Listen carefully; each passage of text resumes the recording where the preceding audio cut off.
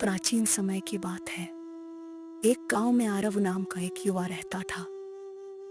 उसका एक ही सपना था, अपने जीवन में कुछ ऐसा कर दिखाना जिससे उसका नाम हो और उसके माता पिता का सिर गर्व से ऊंचा हो।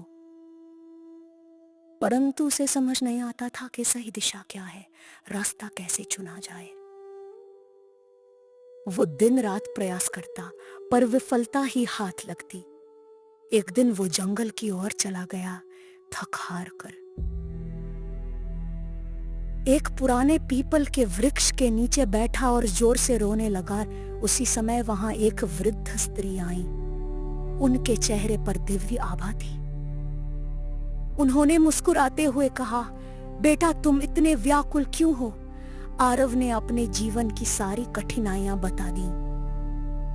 वृद्धा ने कहा, बेटा जिस दिन तुम सच्चे मन से मां दुर्गा का ध्यान करोगे, उस दिन तुम्हारे सारे द्वार स्वयं खुल जाएंगे। मां दुर्गा केवल शक्ति नहीं, वो संकल्प की देवी है। आरव ने पूछा, तो क्या मां मेरी भी सहायता करेंगी? वृद्धा मुस्कुराई, यदि तुम्हारा मन सच्चा है तो मां स्वयं तुम्हारे मार्ग की बाधाएं दूर करेंगी। ये कहकर वो वृद्धा अदृश्य हो गई। तभी आरव को समझ में आया कि ये कोई सामान्य स्त्री नहीं थी, ये मां दुर्गा का ही स्वरूप थी। उस दिन से उसने प्रतिदिन मां दुर्गा का ध्यान आरंभ किया। वो सूर्योदय से पहले उठकर नदी स्नान करता, स्वच्छ वस्त्र पहनता और मां दुर्गा के सामने दीपक जलाकर प्रार्थना करता, हे मां, मुझे मेरे लक्ष्य तक पहुंचने की शक्ति दो। समय बीतता गया, आरव के जीवन में बदलाव आने लगा।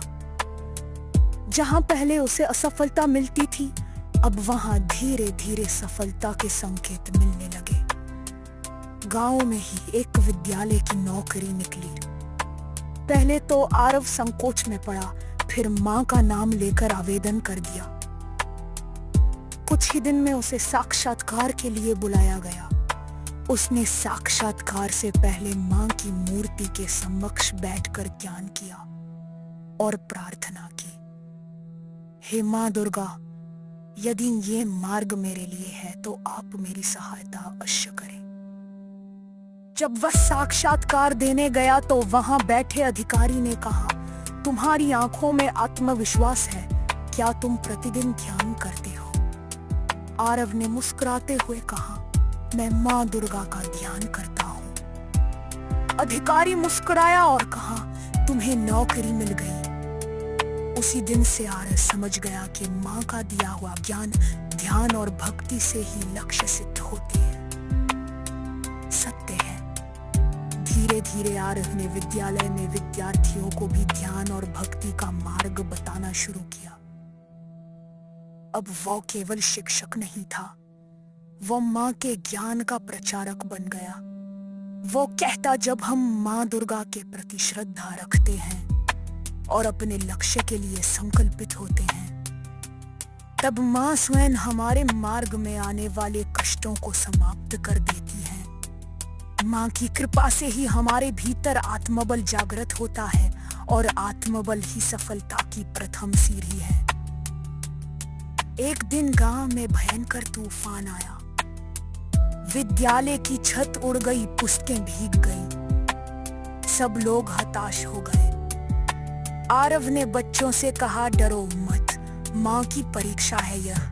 हम मिलकर विद्यालय को फिर से बनाएंगे।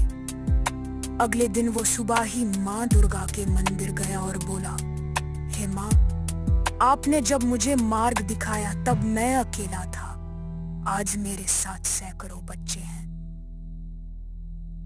इन बच्चों के भविष्य की रक्षा कीजिए। मां से प्रार्थना करके वो गांव के लोगों से मिला, सबको एकत्र किया और विद्यालय की मरम्मत शुरू कर दी। कुछ ही दिनों में विद्यालय पहले से अधिक सुंदर बन गया। सब लोग आरव की भक्ति और नेतृत्व से प्रभावित हुए। मां की कृपा से अब वो गांव के बच्चों के लिए एक प्रेरणा स्रोत बन चुका था। एक दिन आरव को सपना आया। मां दुर्गा ने कहा, बेटा, अब तुम स्वयं ज्ञान का स्रोत बन चुके हो।